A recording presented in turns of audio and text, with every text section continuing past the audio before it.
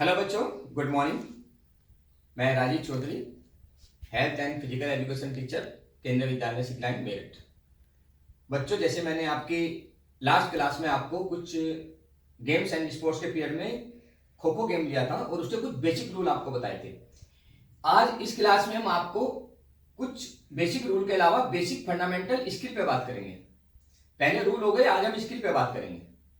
तो जो टीम हमारी अंदर बैठती है, जो हमारे चेजर होते हैं, वो ऑफेंसिव स्किल यूज करते हैं। जो टीम हमारी बाहर बैठती हैं, जो रनिंग करने के लिए आती हैं, वो जो यूज करेंगे स्किल, वो डिफेंसिव स्किल कहलाएंगे।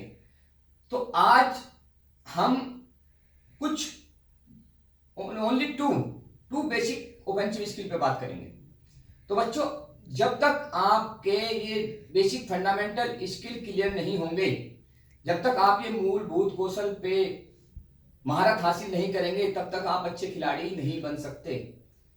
जैसे कि आपको पता है, हमारे स्कूल की टीम ने लगातार 2 साल प्रैक्टिस करके इन स्किल में महारत हासिल करके और पूरे केवीएस नेशनल में गोल्ड मेडल लिया है अंडर 14 की टीम ने। तो मैं आज जो आपको ये बता रहा हूं, अंडर 14 के लिए ही बात कर रहा हूं, क्योंकि बेसिक पे हम शुरू कर रहे हैं सब कुछ। तो बच्चों ध्यान दो, आज हमारा टॉपिक है sitting in the block. Offensive skill में, ऑफेंसिव स्किल पे 2 बातों पे बात करेंगे, 2 basic fundamental, sitting in the block और मेथड ऑफ गिविंग खो, कि हमें बॉक्स में कैसे बैठना है और खो कैसे देनी है। तो दोनों स्किल को आप देखो और सीखो। आओ बच्चों, शुरू करते हैं। सबसे पहले सिटिंग इन द ब्लॉक। जो आपका ये ब्लॉक होता है क्रॉस लाइन और सेंट्रल लाइन के बीच में, ये 30x30 का होता है, 30x30 सेंटीमीटर। इसी के अंदर हमें बैठना होता है। लेकिन इसमें कुछ बैठने के तरीके हैं जो आपको ध्यान रखना है। हमारे दोनों पैरों के बीच में कम से कम 6 इंच का फासला हो। सबसे पहला मेथड है बॉक्स में बैठने का पैरेलल टो मेथड, मतलब हमारे दोनों टो पैरेलल रहेंगे, ये देखिए। और जो 30x30 का हमारा बॉक्स है, उसमें हमें बीच से थोड़ा सा आगे की तरफ बैठना है। हमारा सारा बॉडी वेट हमारे टो पर, टो बराबर, और ये हमारी जा रही है सेंटर लाइन। सेंटर लाइन के बाहर की तरफ हमें कप शेप बनाते हुए हाथों को रखना है। सेंटर लाइन के बाहर की तरफ, सेंटर लाइन पे नहीं आना चाहिए। सेंटर लाइन के बाहर की तरफ हमें ऐसे, ये देखिए पोजीशन हाथों की, मेरी फिंगर्स, थंब, बॉडी वेट हाथों पर, और ये हमारे टो पर। ये हमारा पोजीशन हो गई पैरेलल टो मेथड। इसके फायदे क्या हैं? इस वाली पोजीशन में बैठने से, इस वाली स्किल को सीखने से कोई भी खिलाड़ी आसानी से किसी भी दिशा में उठ सकता है, आसानी से खो दे सकता है। ये इसके फायदे हैं। कोई भी खिलाड़ी इसको आसानी से कर लेता है। इसका थोड़ा नुकसान भी है। इसका डिसएडवांटेज क्या है कि अगर हमें डायरेक्ट किसी पे अटैक करना हो तो थोड़ी मुश्किल आती है, क्योंकि हमारे दोनों ये टो बराबर हैं, और हमें अचानक अटैक करना हो तो हमारा बैलेंस नहीं बन पाता। जैसे हम 100 मीटर स्प्रिंट में आगे पीछे पैर रखते हैं, तब हम एकदम से हमारी स्पीड बनती है, ऐसे ही इसमें नहीं बन पाती, क्योंकि इसमें हमने दोनों पैर, तो डायरेक्ट शूट करने में, डायरेक्ट अटैक करने में हमें थोड़ी प्रॉब्लम आती है। तो एक स्किल तो ये है सिटिंग ब्लॉक में बैठने का। दूसरा है ये एक बुलेट मेथड, एक पैर थोड़ा आगे, एक पैर थोड़ा पीछे। अब आप देखिए, ये देखिए हाथ हमारे वहीं, ये सेंटर लाइन के बाहर कप शेप बनाते हुए, अब कोई भी एक पैर आप आगे और एक पीछे, जैसे हम रनिंग करने के लिए होते हैं। अब ये देखिए, इसमें फायदा ये है कि हमें डायरेक्ट किसी पे शूट मारना हो तो हमें उठने में आसानी होती है, डायरेक्ट शूट करने में हमें बहुत आसानी होती है। लेकिन इसके कुछ डिसएडवांटेज है कि अगर अचानक हमें किसी भी साइड में खो देनी हो तो थोड़ी सी प्रॉब्लम आती है, क्योंकि उससे हमारा बैलेंस बिगड़ सकता है और हम सेंटर लाइन पे गिर सकते हैं। तो बच्चों, ये तो हमारे सिटिंग ब्लॉक में बैठने के दो तरीके हो गए, पैरेलल टो मेथड और बुलेट मेथड। अब इसके बाद जब हम सिटिंग ब्लॉक में बैठ गए तो नेक्स्ट फंडामेंटल स्किल है गिविंग खो, कि हम खो कैसे देंगे। खो देने का भी तरीका है। कुछ बच्चे कैसे भी उठ जाएंगे, दोनों हाथों से खो देते हैं, उनका कोई भी पैर सेंटर लाइन पे पड़ जाएगा, बार बार उनके फाउल होते हैं, वॉयलेशन होते हैं। तो मेरी ध्यान से बात सुनिए और देखिए। इसके दो तरीके हैं। सबसे पहले प्रोक्सिमल मेथड। इसमें क्या होगा,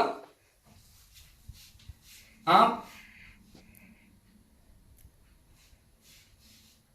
बैठे हैं, वही टो पे आप बैठ गए, आपने हाथों को सेंटर लाइन के बाहर रखा और अब आपको यह देखना है कि कोई सिंगल चैन में दौड़ रहा है और हमें अपने राइट साइड में खो देना है।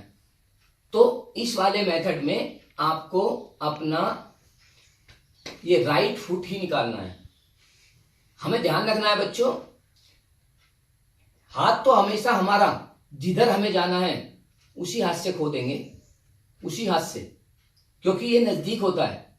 लेकिन इसमें हमें पैरों का ध्यान रखना है, कौन सा पैर पहले निकालना है। तो इस वाले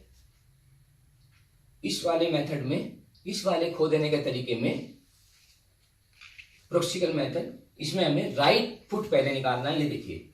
लेकिन इसमें कुछ बातों का ध्यान रखना है, हमें उठना नहीं है सीधा, हमें यहीं से हाथों को पुश करते हुए, झुकते हुए, ये 45 या 60 डिग्री के एंगल से पैरों को बाहर निकालना है सेंटर लाइन से, हाथों को खींचते हुए, ये देखिए, हाथों को खींचते हुए, और ये यहां रखा और एकदम से खो दे दिया। इसमें मैं इधर से करता हूं, यहां जगह कम है थोड़ा। ये देखिए, ये देखिए, हाथों को वही सेंटर लाइन के बाहर रखा, कप शेप बनाते हुए। सबसे पहले हमें अब राइट साइड जाना है, तो राइट फुट निकालेंगे इस वाले मेथड में। राइट फुट ये निकाला और राइट हैंड को ही निकालना है, झुके झुके, आपको खड़े नहीं होना, झुके झुके, और हाथों को पूरा खींचना है। ये देखिए, पूरा खींचना है। ये निकाला, ये मुड़ा हुआ है हमारा नी, हाथ पूरा खींचा हुआ है। फिर ये निकाला, ये देखिए, वो एकदम से खो देंगे। ये खो, हाथ पहुंचना चाहिए वहां तक, पीठ तक। इसमें हमारा फायदा ये है कि जब हम, इसके एडवांटेज क्या है कि जब हम ये वाला पैर निकालते हैं तो हमारा ये फेस खुला होता है। तो कुछ डिफेंडर जो अंदर दौड़ रहे होते हैं वो हमें डोज देके ऐसे दूसरी साइड चले जाते हैं। तो ये हमारा फेस खुला हुआ है और इसमें रूल ये है कि आप 90 डिग्री पे अटैक कर सकते हैं। तो हमारा ये फेस खुला हुआ है, हम यहां से सीधे पकड़ सकते हैं। फिर उसको इस वाले पैर को अगर हम निकालते हैं तो हमारा ये ब्लॉक नहीं होता, हमारा ये फेस खुला है। तो कुछ बातों का ध्यान है, हाथ खुले ही रहेंगे, हाथ एक्सटेंड करके ही आपको खो देना है। पैर वहां तक पहुंचे, क्रॉस लाइन तक ना पहुंचे, हाथ पहुंचाना है बस। फिर देखिए, खो, आप 2 स्टेप में ही खो दे देंगे, तीसरा स्टेप डलने से पहले ही आपको खो मिल जाएगा। एडवांटेज ये है, आपको जो बताया, आपका फेस खुला रहेगा और डिफेंडर को पकड़ने में आसानी होती है। इसका डिसएडवांटेज क्या है, कई बार डिफेंडर हमें डोज दे देता है, तो उसकी डोज खाकर हम एकदम से हम जब ये वाला पैर जो हम बाहर निकालते हैं पहले, ये हमारा सेंटर लाइन पे पड़ने के चांस होते हैं। इसका डिसएडवांटेज सिर्फ इतना है बच्चों। एक मेथड तो ये हो गया खो देने का। दूसरा डिजिटल मेथड।